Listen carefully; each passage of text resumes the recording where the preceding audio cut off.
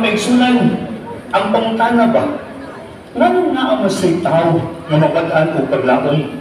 Matod pa ni St. Francis of Assisi, when death's gully is despair, I may bring hope. Apan again, akong pangutana, ngano nga ang may tao na mawadaan paglaong o paglaong? Allow me to picture, to show you the face of despair, vis-a-vis hope. Panangitan na ay usa ka babae, kaya tumong na siguro mo ninig, dalaga, tansang edad, bilapas sa kalendaryo, moingon siya, mahal nga Birhen, yung sa mga kining pagbahin, ang uban na ngahanin, ako uwing taon na hibilim, no? Ingnon kas beri sabat diha, oy, dapat daghang afam diha, no? Bitaw, no? Makapangita o afam, ay mo ka-establish, mo na siya paglaong, bitaw. I'll give you case number 1. Sa akong bahin mga isulat in my personal experience, usa ko ka anak na adopted, no? Ang akong mama nagmabdos at the age of 14 years old. At the time na siya nagmabdos na ko, 14 years old, no?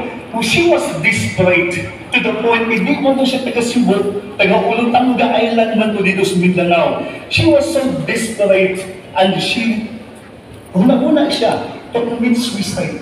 Miadto siya sa Pier 1, dungguanan ni Santo Niño, no, sa isa kaning Lubian pa rin. Kung naghuna-huna siya, pamuambak siya sa dagat. Apanwa siya mong gayon, kaya nakahinumdum siya, padilig na siya pamaunggulang mo rin.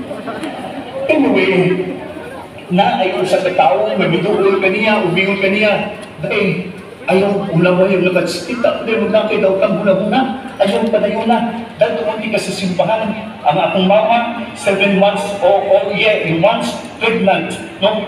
Kung binala siya sa katedral, sa paparian, kung ang mga paparian, dili mo tawag niya, ay basig mapasangin lang sila, no?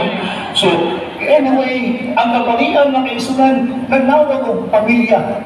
In this aspect of calling a family, it was already hope in itself in the face of despair ay gitawat ang akong mama sa Torres family. The nature of my birth, ang akong mama ay nagkakilig man ko, suhi man ko, misahin siya ang baby nga ang bata nga mo'y buhion. Ako nag-ampo man itong usang yan, dito pa dito sa Torres family, nag-ampo sa Birhen. Sige na lang sa ulog kag Santo Niño, hindi mo sige magluod si Santo Niño, magbilhin ang akong biduod sa mama, kaya nabi tayo sa kapamit, mga isunan, na nag-lista siya, biganta siya, O Birhen Maria, isugungungan din siya sa Kristan, di man bilhin ang pista, Santo Niño man, ang mga, O Birhen Maria, inahan ni Santo Niño, Ave, Ave, abaw na ihapunan, basta ang isang din, ang mga kitawas kalangitan, wag din na siya dakutan, no? Anyway, sa pagsampi sa umama sa kagbirhen, nahimugso ko, magbuhi may duha. Sa diha nga gidala ang akong ilahan nga nanganak, buhi ko, buhi siya, miingon siya, manang, maumanang babayhana, nga mipukaw na po sa panahon na naapo sa kakuyaw. Anyway,